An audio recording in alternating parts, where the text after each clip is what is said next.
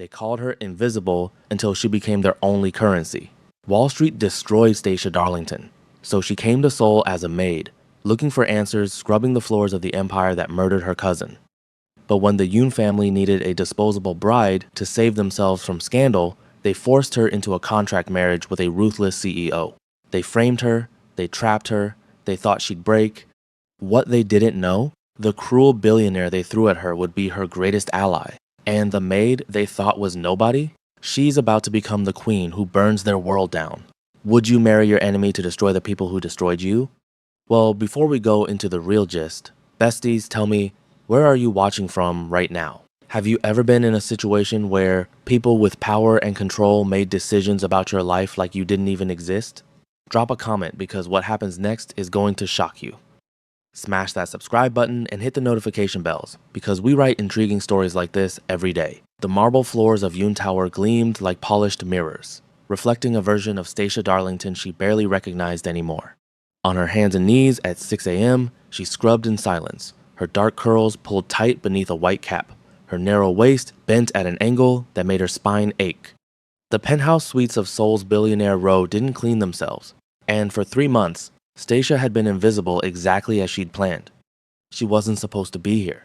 A year ago, she'd been wearing Armani in a Chicago boardroom, commanding six-figure analyst salaries with a mind that could predict market crashes before they happened. Then the scandal hit. The insider trading accusation she didn't commit. The colleagues who testified against her to save themselves. The Wall Street blacklist that turned her name into poison overnight. But none of that mattered anymore. She'd come to Seoul for one reason, and it wasn't to rebuild her career. She'd come for answers about Zara, her cousin. Her brilliant, fearless, beautiful cousin who'd flown to Korea on a cultural exchange program, landed a prestigious internship at Yoon Industries, and 3 weeks later was found dead in her tiny apartment. Suicide, they'd ruled. Stacia had never believed it. Zara didn't break. Zara fought. So Stacia had cashed in everything, her condo, her car, her mother's jewelry, bought a one-way ticket, and gone underground. The housekeeping agency had been laughably easy to infiltrate. They needed English speakers for the foreign executives. She needed access to the one building in Seoul that held the truth. What she hadn't planned for was the conversation happening 20 feet away in the executive lounge, the one where 3 people were deciding her fate without knowing she could hear every word. The blackmail situation is escalating. The woman's voice was silk wrapped around a blade. Yoon Mi-young, the matriarch. The aunt who ran the Yoon empire from the shadows while her nephew's face graced Forbes covers. Taejin can't afford another scandal. The shareholders are already circling like vultures. Stacia's hand froze on the marble. She'd perfected the art of invisibility so well that people forgot she had ears, forgot she had a brain that once commanded millions with a single projection model. Then what do you propose? A younger male voice, impatient, hungry. Choi Daeun Mi-young's son, the VP of operations, who smiled like a predator and dressed like royalty. We give them a distraction. Something so scandalous, so absurd, that the blackmail becomes yesterday's news. Mi-young's heels clicked against hardwood like a countdown. We marry him off to someone inappropriate, someone who makes him look reckless, someone who makes the board question his judgment enough to accept emergency oversight while he gets his affairs in order. Stacia's heartbeat thundered in her ears. Who? Daehyun asked, already laughing. The pause stretched like a noose tightening. The help, Mi-young said simply. That American girl. The black one who cleans his penthouse. The media will devour it. Billionaire CEO marrying his maid. It'll be a circus. And in the chaos, we handle the real problem quietly. Ice flooded Stacia's veins.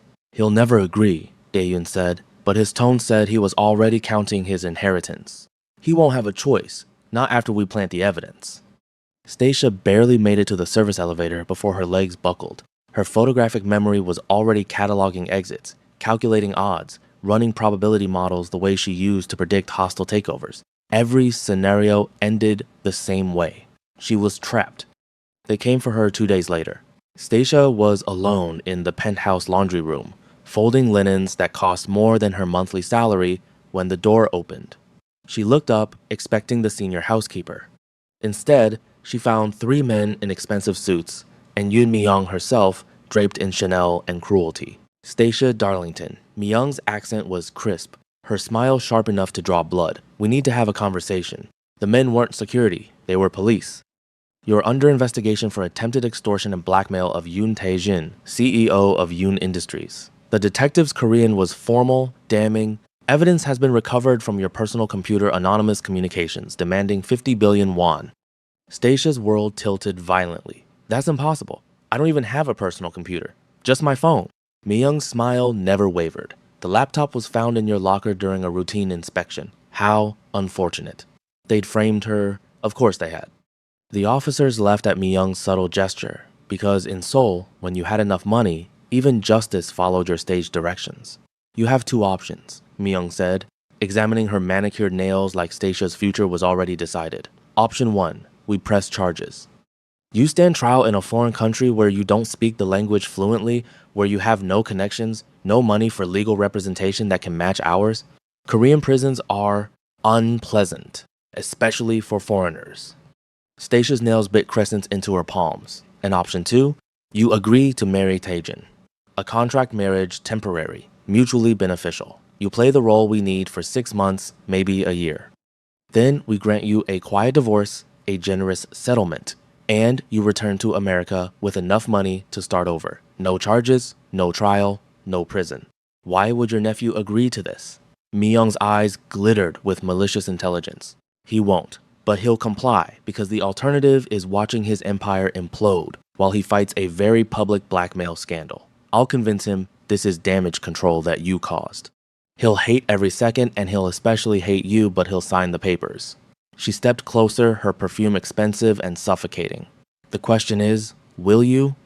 Stacia thought of Zara, of the unanswered questions, of the truth buried somewhere in this glass tower. If she went to prison, she'd never find answers. If she ran, she'd never get justice.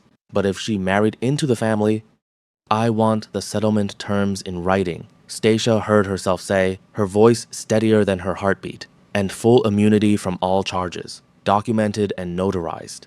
Myung's triumph was a living thing in the room. Consider it done. The wedding was designed to humiliate. Stacia stood in a simple white dress, too plain for a billionaire's bride, while cameras flashed and reporters screamed questions in 3 languages. The headlines were already writing themselves. From penthouse to marriage bed, Seoul's most shocking wedding. Billionaire CEO weds his housekeeper in bizarre ceremony. And through it all, Yoon Tae-jin stood beside her like a monument carved from ice and fury. She'd seen him before, of course. You couldn't work in his building without seeing him, but she'd never been this close. Never felt the full weight of his presence 6 feet 4 inches of controlled violence wrapped in a Tom Ford suit. His broad shoulders and muscular chest strained against expensive fabric like his body was too powerful for tailoring to contain. His face was devastatingly beautiful in the way dangerous things were beautiful. Sharp jaw, full lips currently pressed into a line of absolute contempt, dark eyes that burned with intelligence and rage. But it was the tattoos that arrested her. They crawled up his neck from beneath his collar intricate Korean characters, and the beginning of what looked like dragon scales. More ink disappeared beneath his sleeves. They should have made him look like a criminal. Instead, they made him look like a king who'd gone to war and come back darker. He didn't look at her during the ceremony, not once. When the officiant pronounced them married, Tae-jin turned to her finally. His eyes were flat, cold, empty of everything except hatred. This changes nothing, he said in perfect English, his voice low enough that only she could hear. You tried to destroy me. You failed. Now you're mine, and I'm going to make you regret every pathetic second of whatever scheme you thought you could pull. He kissed her then, because the cameras demanded it. His lips were warm against hers, his hand gripping her waist hard enough to leave marks. It lasted 3 seconds. It felt like drowning in winter water. When he pulled back, he smiled for the photographers. Up close, she could see that the smile was a beautiful lie. Welcome to hell, Mrs. Yoon, he whispered. The penthouse that became her prison was obscenely beautiful. Floor-to-ceiling windows overlooked Seoul's glittering skyline. Marble and dark wood and art worth more than most people earned in a lifetime. Stacia had cleaned these rooms for months, but living in them was different. Suffocating. Like being trapped inside a museum exhibit of someone else's wealth. Tae-jin made good on his promise. He paraded her at company events like a trophy he was ashamed to own, introducing her as my wife, with a tone that made it sound like my biggest mistake. At a shareholders' dinner, he seated her at the far end of the table, away from important conversations, next to elderly board members who spoke no English. At a charity gala, he danced with her once because protocol demanded it, and held her so rigidly she felt like a department store mannequin.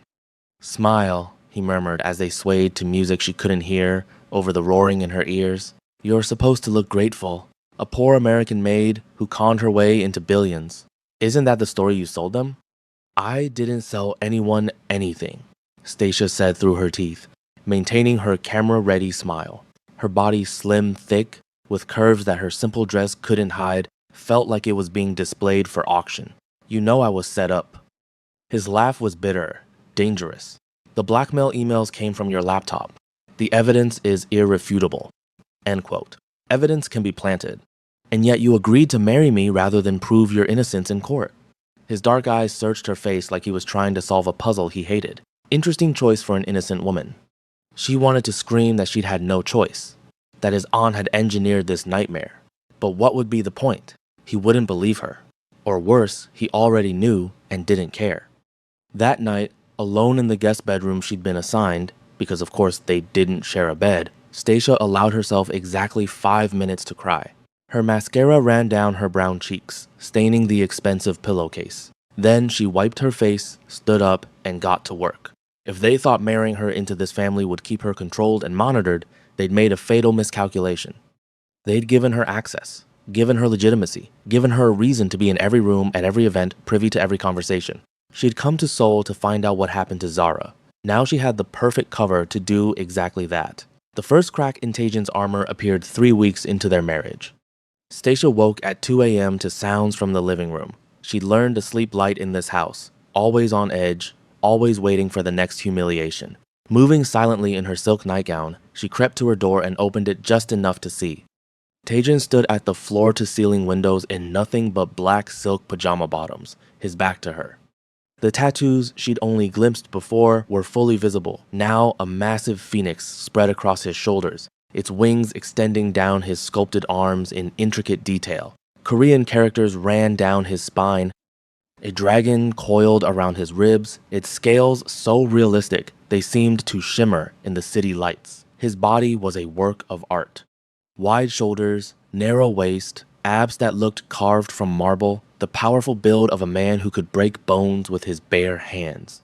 But that wasn't what made her breath catch. His hands were shaking. The Reaper of Seoul, the man who made corporate rivals weep, the billionaire who'd looked at her with nothing but contempt for weeks, his hands were trembling as he gripped a glass of whiskey like it was the only thing keeping him standing. I know you're there. His voice cut through the darkness. He still hadn't turned around. You're not as quiet as you think. Stacia considered retreating. Instead, she stepped fully into the room. Can't sleep?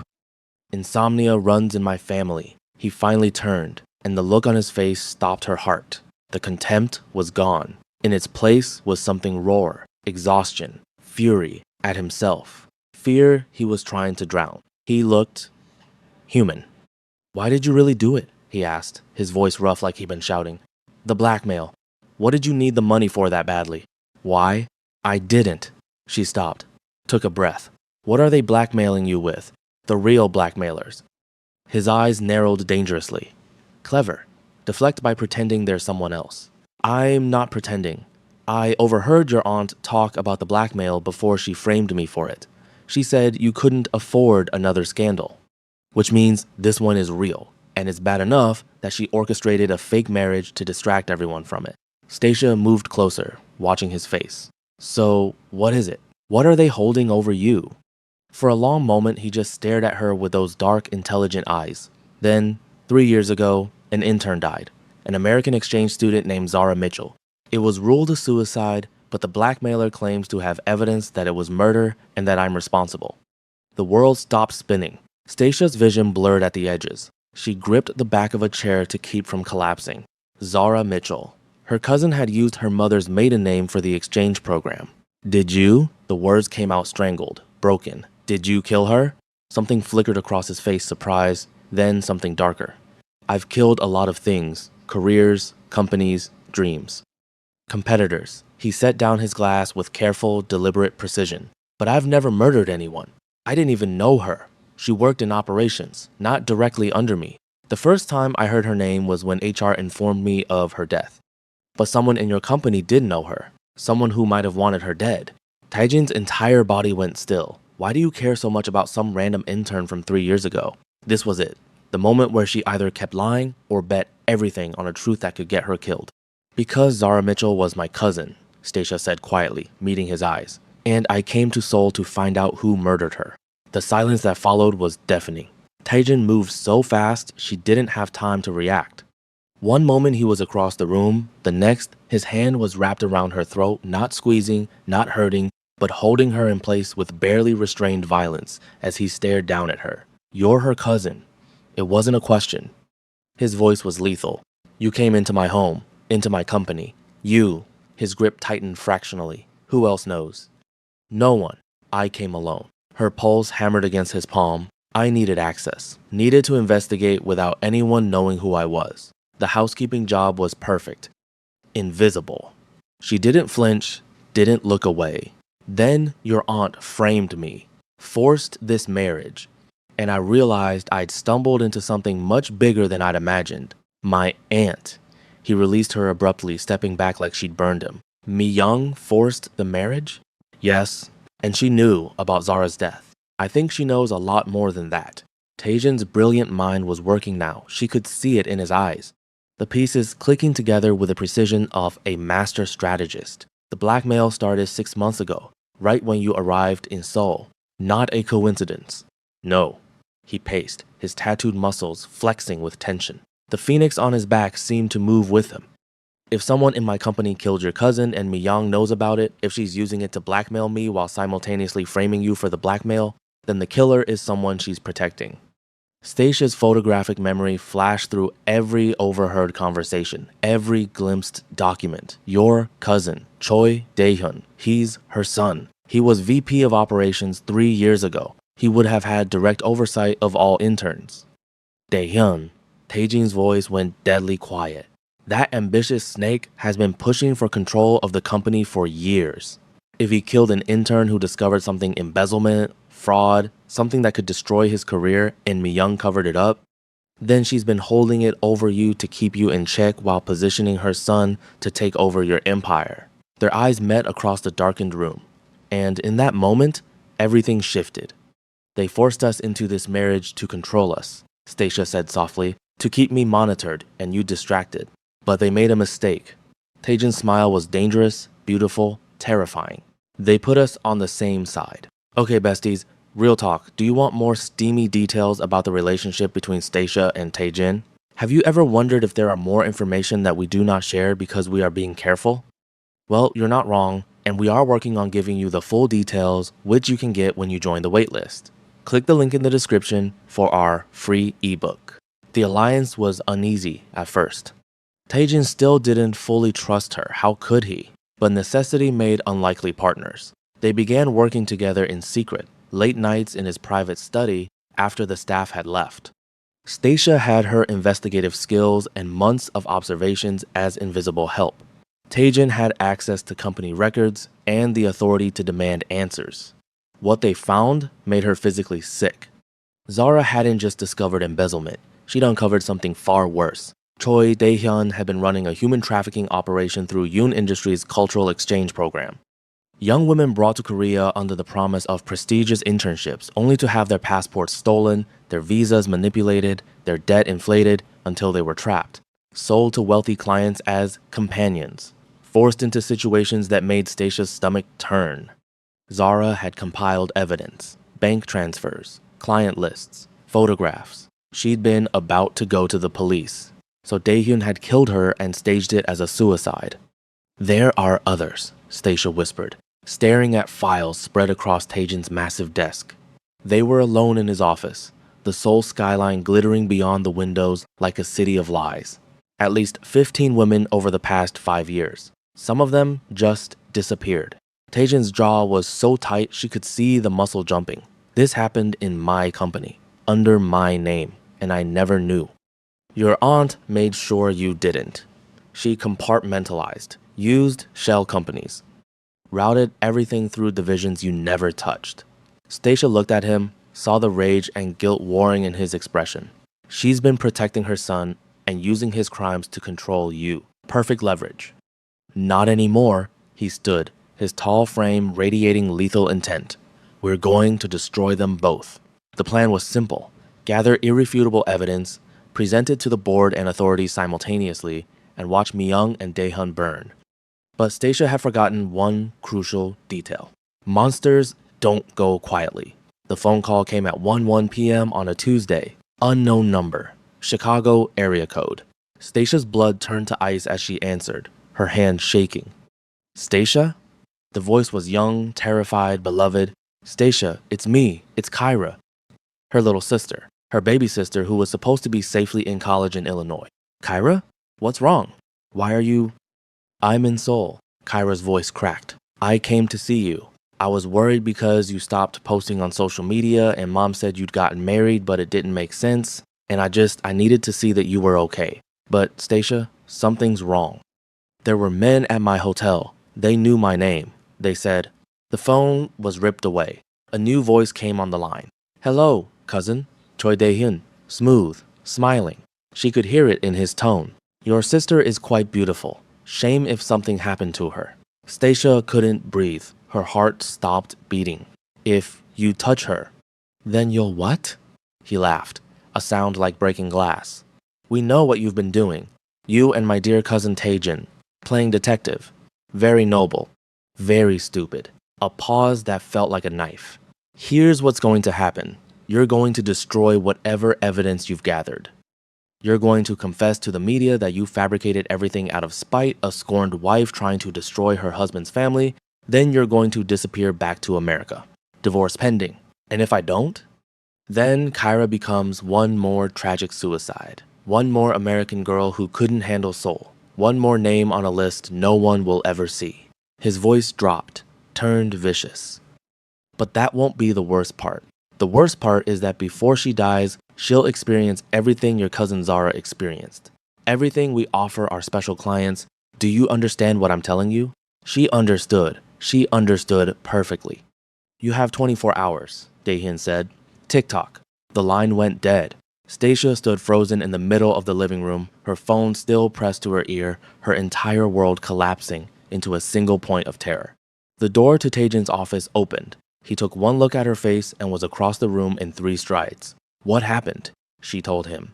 Watched his expression shift from concern to pure, murderous rage. We go to the police, he said immediately, already reaching for his phone. Right now. We have evidence of kidnapping, trafficking. We have evidence that will take weeks to verify and prosecute. Kyra doesn't have weeks. She has hours. Stacia's hands were shaking so violently she had to clasp them together. And if we go public, if we make noise, he'll kill her, just to tie up loose ends. You know he will. Then what do you want to do?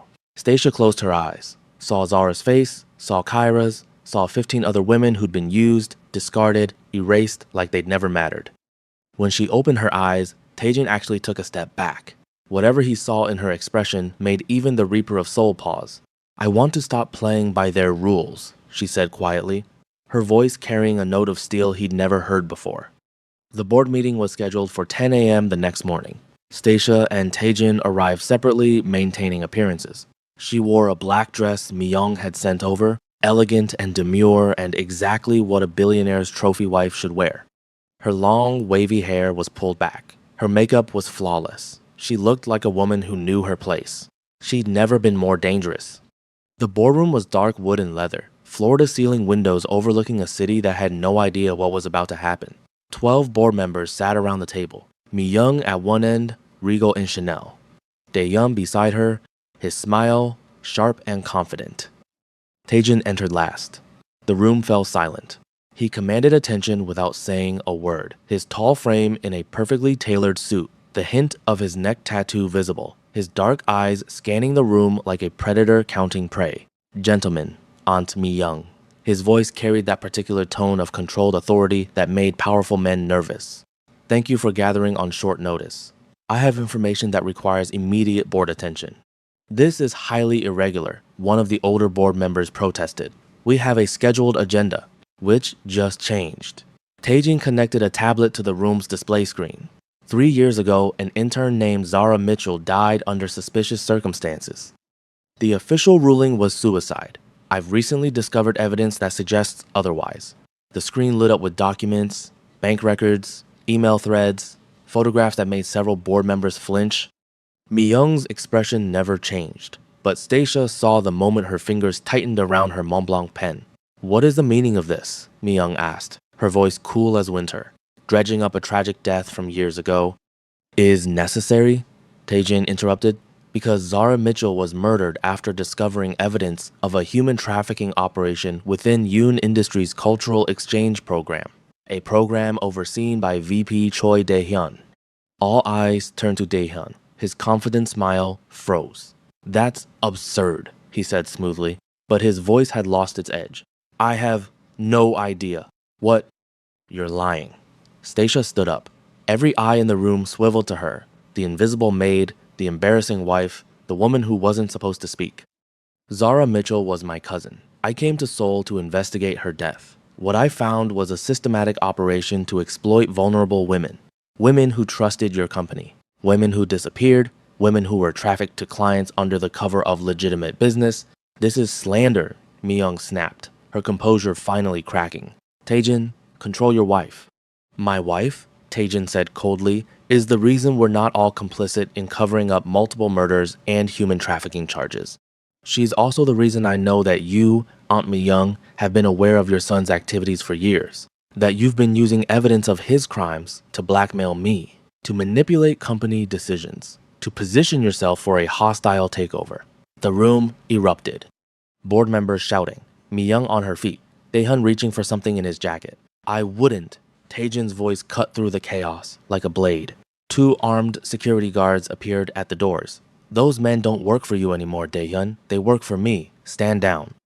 Dae-hyun's hand froze. You have nothing, Mi-young hissed, her beautiful face twisted with rage. Speculation and circumstantial. We have bank records showing payments from shell companies you control to known traffickers. We have testimony from 3 women who escaped your son's operation. We have Zara Mitchell's original evidence file, the one she uploaded to a secure server the night before she died. The one Stacia managed to access. Taejin's smile was terrible, beautiful, final. And we have Kyra Darlington's testimony about her kidnapping yesterday, which has already been submitted to the Seoul Metropolitan Police. Stacia's heart stopped. What? Taejin glanced at her, and for the first time since their wedding, she saw genuine warmth in his dark eyes. Did you really think I'd let your sister stay in danger? The moment Dae-hyun called you, I had my best team tracking her location. We extracted her 2 hours ago. She's safe at the US Embassy, and she's already given a full statement. Kyra was safe. Her baby sister was safe. Stacia's knees almost buckled with relief. This is entrapment, Dae-hyun snarled, finally losing his polished veneer. You can't. Actually, a new voice said from the doorway, we can.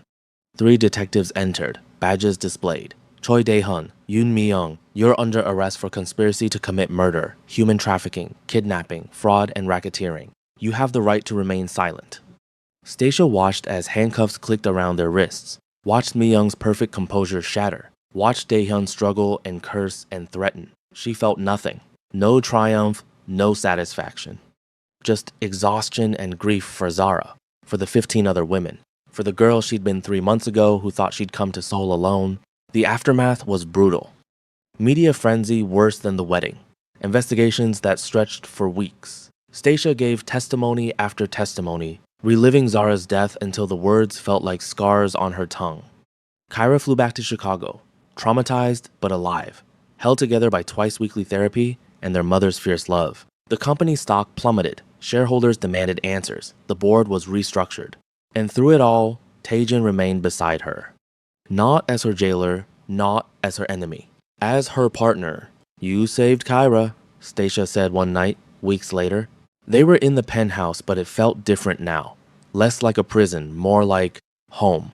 You saved my company from becoming complicit in something unforgivable, Taejin replied. He stood at his usual spot by the windows, but his hands were steady now. You saved me. We saved each other. He turned to look at her, the Seoul skyline glittering behind him. The phoenix on his shoulders caught the light, seemed to shimmer. The divorce papers are ready. Your settlement, everything Mi-young promised you, I've tripled it. You can go home to Chicago, start over, leave all of this behind. Stacia thought about it, about Chicago, about her old life, about walking away from the man who'd hated her, humiliated her, then fought beside her like she was worth protecting. What if I don't want to leave? She asked quietly. Something shifted in his expression. Surprise, hope, fear. Why would you stay? After everything I did to you, the way I treated you, you thought I was trying to destroy you. You were cruel because you believed I deserved it.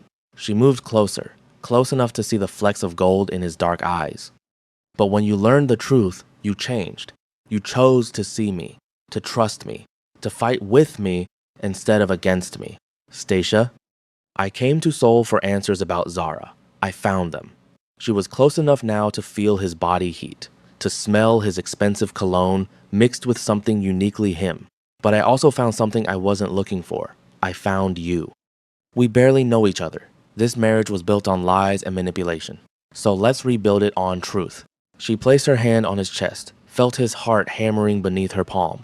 Let's choose each other this time. Not because we were forced, but because we want to.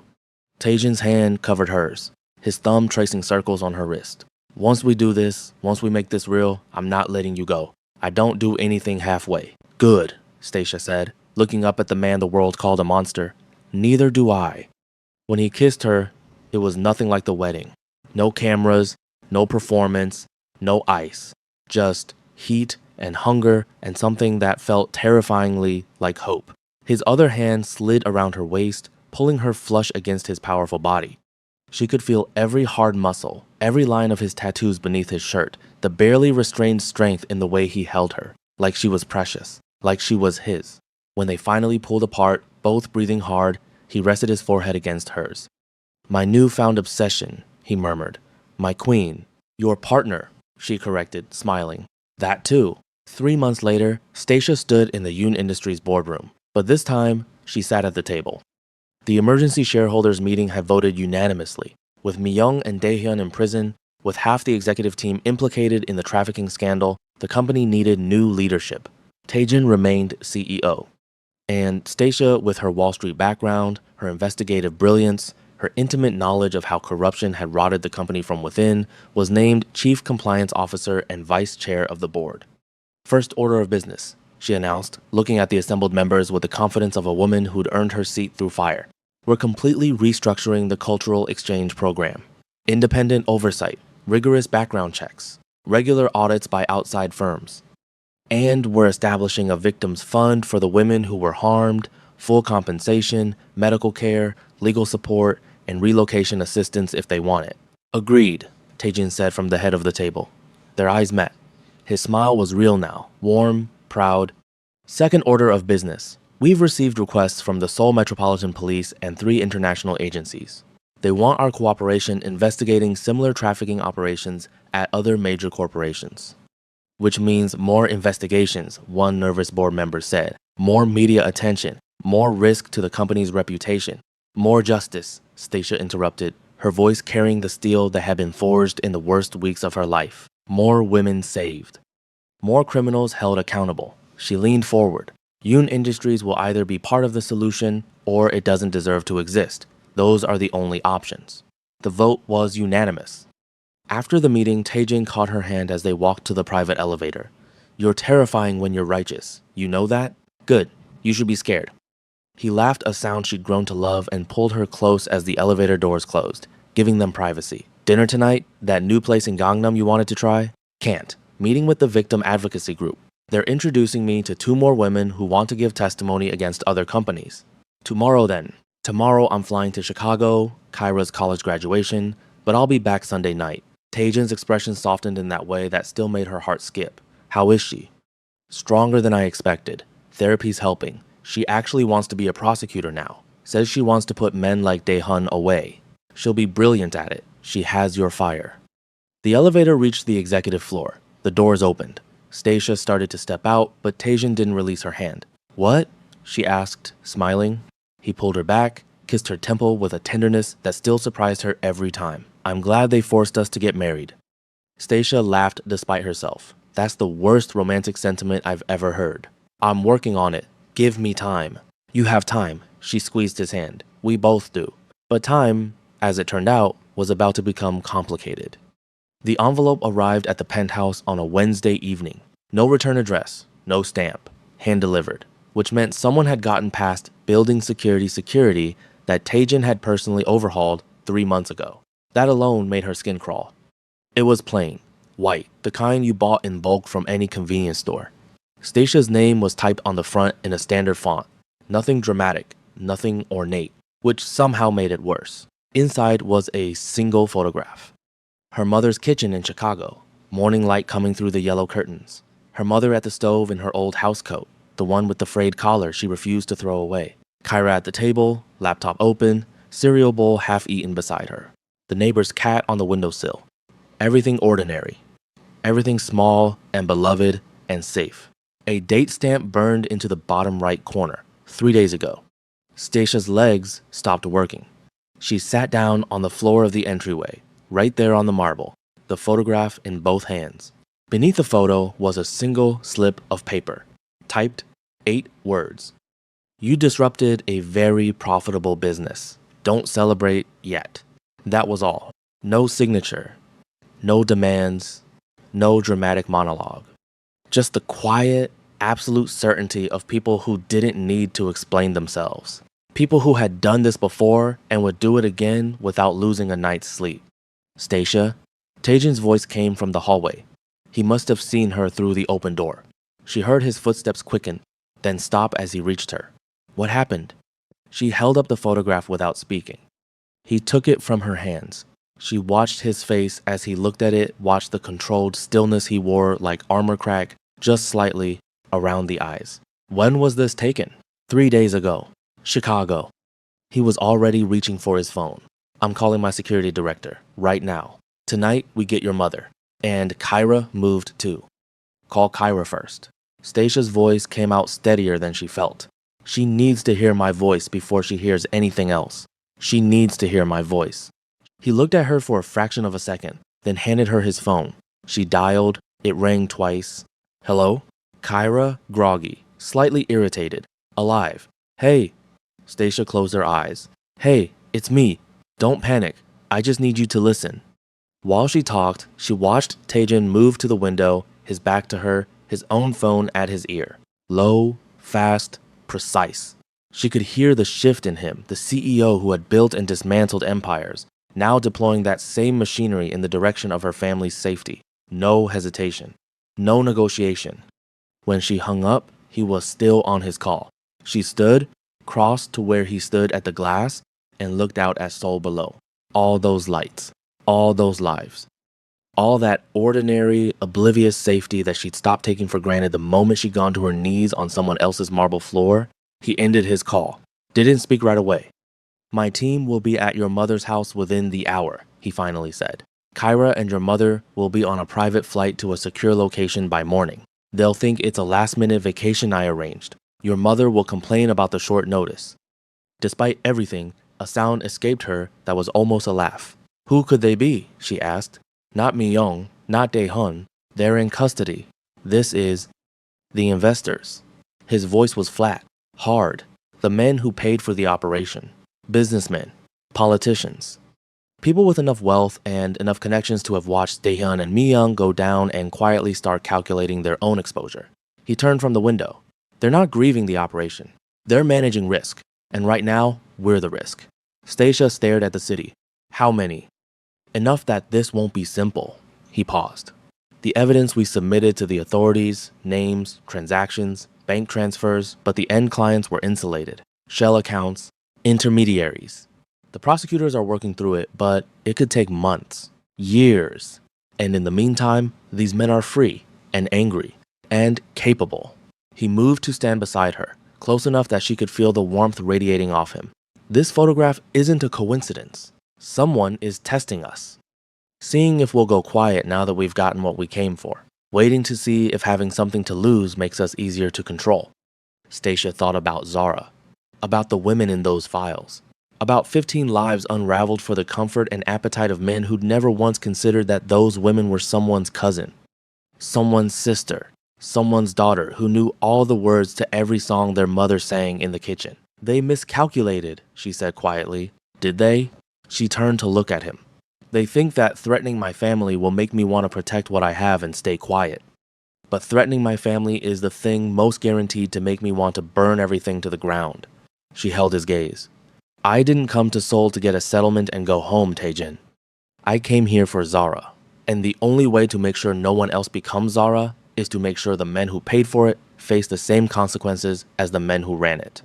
He studied her for a long moment. Something moved through his expression that she was still learning to read that rare, unguarded thing he only showed in private. When the armor came down, "You know this gets harder before it gets easier," he said. "I know. I want to loop in the international agencies that contacted us after the board meeting, the ones investigating similar operations at other companies. If our clients overlap with their investigations, then we're not doing this alone." Stacia nodded slowly. "Which is exactly what they don't want." He almost smiled. Exactly. Outside, Seoul hummed and blazed, indifferent as ever. Somewhere in that city, or in Tokyo, or Hong Kong, or behind the doors of some private members club in a city she'd never visited, men in expensive suits were watching to see what she'd do next. Okay, besties, they thought that letter would scare Stacia. They thought Stacia and Taejin would go quiet. But it doesn't seem like she's going to sit still. Tell me your genuine thoughts about this story. What do you think will happen next? Drop an emoji if you need a part 2. Also, tell us where are you watching from. We love to read every one of your comments.